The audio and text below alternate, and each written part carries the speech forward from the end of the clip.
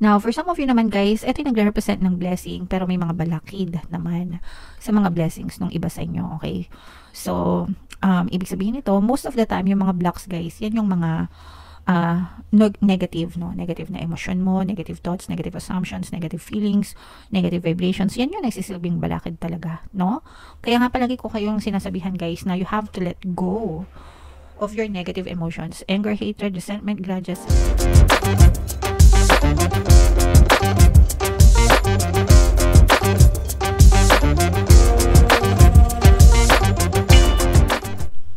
Hello guys, hello Leo, welcome back to Pinay Pixie Tarot.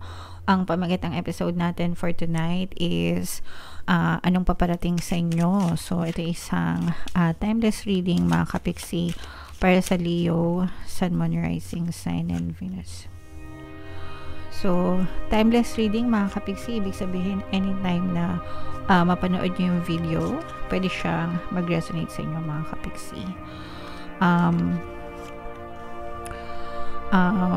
Yeah, so kung hindi kayo naka-resonate right now, pwede siyang mag-resonate next time, next year, next month, no? So anytime na balikan nyo yung video, pwede siyang maka-resonate sa inyo next time mga kapixie. So these are both positive and negative mga kapixie. No? Unahin muna natin ito. This is regarding sa love and relationship mga kapixie. Heart. Shout out kay Sir Lawrence, no? Hindi ko alam kung mapanood niyo yung video. Sir Lawrence, meron siyang YouTube channel, guys. Search niyo lang Sir Lawrence, and sorry, commercial lang. Na-meet ko siya personally kasi nagkaroon kami ng YouTube event last September 9. Lagi kasing kasama sa spill niya yung heart. So yeah, I'm a fan. Anyway, so we have bouquet and heart mga kapixie. So this represents yung pagkakaroon ng harmonious na relationship sa romantic mga kapixie. And with this bouquet energy, talagang mararamdaman mo yung sincerity, no? Yung sincerity ng iyong partner, if you have a partner or a specific person. Talaga nandun yung sincere, nandun yung good intentions sa kanya mga kapixie, and talagang mararamdaman mo or ipararanas niya sa'yo yung pagiging sweet, no? Tender love and care. Yeah. TLC. Na talagang pakikiligan ka ng bonggang-bongga, Leo, no? Sa mga may kapixie sa mga kapixie natin na may karelasyon. Kung kayo naman ay mga single, guys, there may be someone na gustong mag-confess, no? Gustong magtapat. Baka meron kayong mga secret admirers, baka meron kayong admirers from afar, baka meron kayong mga friends na akala nyo friends lang, pero meron na pala silang nararamdaman sa inyo, no? So sooner or later, itong mga tao na to, they will step out and talagang magko-confess ng kanilang sincere feelings para sa inyo, na unti-unti na silang nagkakaroon ng affection sa inyo, and maaari na itong mauwi sa pag-iibigan. Ay! Kilig-kilig naman kayo. Comment sa mga kinikilig dyan mga kapixie, no? Pero ang haba-haba ng hair nyo, guys. Okay? Now, with this heart and child energy, unang-una guys, parang sinasabi dito na if meron kayong mga anak, no? If meron kayong mga anak, pay attention to your kids. Make sure na binibigyan nyo sila ng karampatang oras, diba? Guidance and support. Especially guys sa panahon ngayon, kasi medyo nag-iiba yung panahon ngayon. Unlike before, nasa digital era na tayo. So everyone is on their phones, on their gadgets, on their devices. And sometimes, ganun yung ginagawa ng mga magulang para manahimik yung mga anak, no?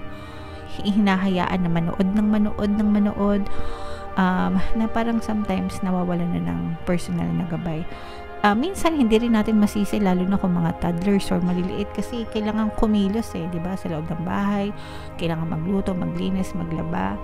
Syempre pag makulit yung binabantayan mo, wala ka talagang matatrabaho. Pero, kailangan bigyan din natin ng limitasyon, mga kapiksi, and syempre, kailangan i-balance natin. So, make sure na, at saka yung iba sa inyo guys, baka meron na palang pinagdadaanan na mga emotional pain, no? Or trauma, yung inyong mga anak. Kaya, make sure na nandun kayo sa kanila. Kung hindi ko naman anak guys, baka nakababatang kapatid nyo or mga pamangkin nyo or inaanak nyo, ganyan. So, basta bata guys, make sure na bigyan nyo sila ng sapat na attention and panahon.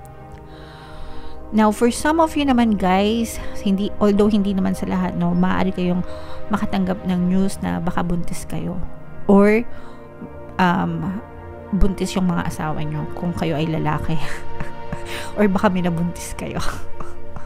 Okay, pero this is a news of pregnancy for some of you mga kapiksi. So yung iba sa inyo, baka nagpe-pray kayo na sana magkaanak kayo, so that will be granted guys. Pero this will be an addition to the family. Kung hindi naman anak nyo, baka apo, ganyan, baka masyado na kayo matanda para magkaanak, pero yung mga anak nyo baka buntis, ganyan. Pero definitely this will be an addition to the family, and this will bring in more blessings sa buhay nyo, because child is a blessing guys. Alright? So, congratulations in advance, no? Dun sa mga talagang gustong mabuntis, gustong magkaanak, praying, di ba? Yeah. Now, for some of you naman guys, ito yung nagre-represent ng blessing, pero may mga balakid naman sa mga blessings ng iba sa inyo, okay? So, ibig sabihin ito, most of the time, yung mga blocks guys, yan yung mga negative, no? Negative na emosyon mo, negative thoughts, negative assumptions, negative feelings, negative vibrations. Yan yung nagsisilbing balakid talaga, no? Kaya nga palagi ko kayong sinasabihan guys na you have to let go of your negative emotions, anger, hatred, resentment, grudges. Kabisado nyo na yan for sure. Comment down below sa mga nakakabisado na nung spill na yan. Pero doon sa mga bago pa lang dito sa channel natin, no? Yeah, so kung bago ka pa lang dito sa channel natin, yun yung most of the time balakid talaga sa mga blessings nyo. Pag palagi kayong nagrereklamo, kuda ng kuda, palaging worried, palaging stressed, yan yung mga nagiging nagiging sanhi ng more blocks, balakid sa mga biyaya sa buhay nyo. So, imbis na magreklamo kayo guys, i-shift nyo siya into gratitude.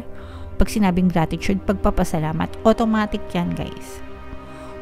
Automatic from nega, magiging positive yung pakiramdam nyo. Try nyo, no? Pakinggan nyo to, pakinggan nyo.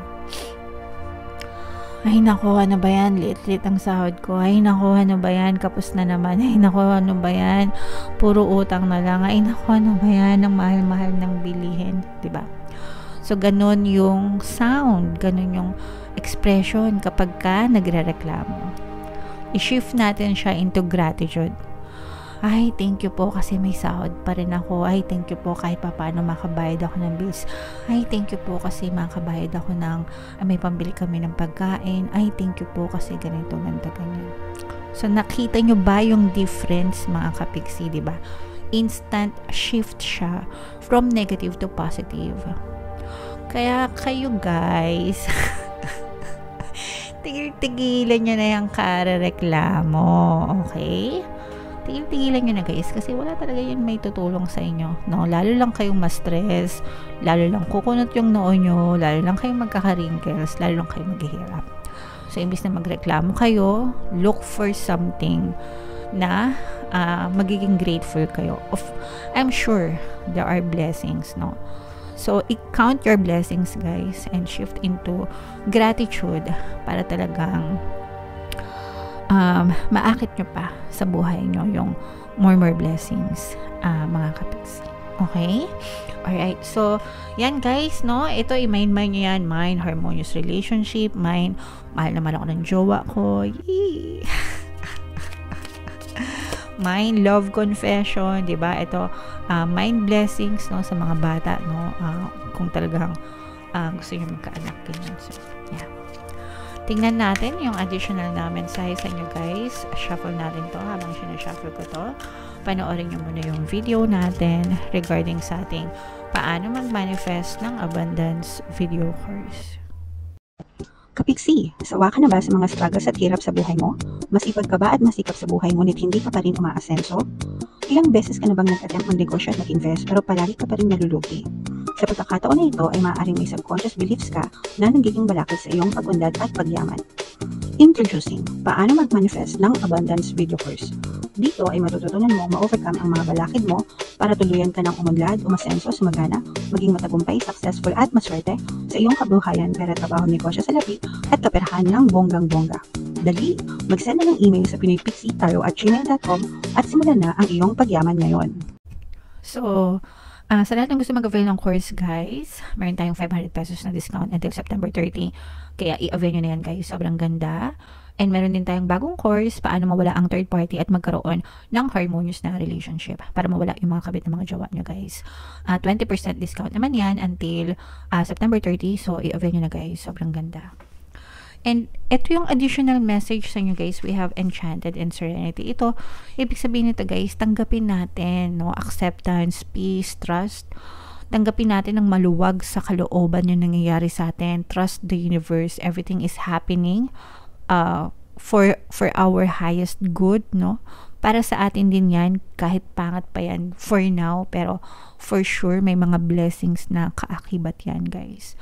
And if we just know how to trust the universe, definitely we can experience the magic, no? Yan yung mga manifestation, no? Trusting in the unseen, believing in the unseen. Hindi mo pa nakikita sa physical reality mo, but you already see it with your eyes closed. Nakita mo na sa isip mo. It will be pushed out in your reality, mga kapiksi. You just have to trust the universe, because the universe is always yielding to us, mga kapiksi. Lahat ng gusto natin, pwedeng mapasa atin, no? Ang kailangan nyo lang gawin ay mag-focus. Focus. Imbis na magreklamo kayo, di ba? Sabi ko nga, imbis na magreklamo kayo, magpasalamat kayo. Mali kasi yung focus natin, guys. Kaya tayo namumroblema. Kaya tayo naghihirap. Kaya tayo puro kanigahan kasi nakafocus yung attention nyo sa kanigahan. So, stop overthinking negatively kasi you are ruining your lives. Sinisira nyo yung buhay nyo kapag nag-overthink kayo negatively. So, stop. Maawa kayo sa sarili nyo. Please. Okay? Instead, again, be grateful, trust the universe, trust the divine, para ma-experience nyo yung magic ng buhay, yung kasaganaan, yung blessings, yung mystery. Okay? So, napakaganda ng mensahe. Sana naintindihan nyo. Anyway, comment down below, no? If naka-resonate kayo, yung mga pinapamind-mind ko sa inyo, i-mind-mind nyo na, guys. And ito yung ating mga pampaswerte subliminals. Pakinggan nyo para makatulong sa inyo. And ito naman yung ating success stories ng paano mag-manifest ng abundance video course. Click here to subscribe, guys. And panoorin nyo itong ating 2025 kapalaran. Thank you for liking, sharing, and subscribing. And see you again next time. I love you all, guys. Have a nice day. Bye-bye.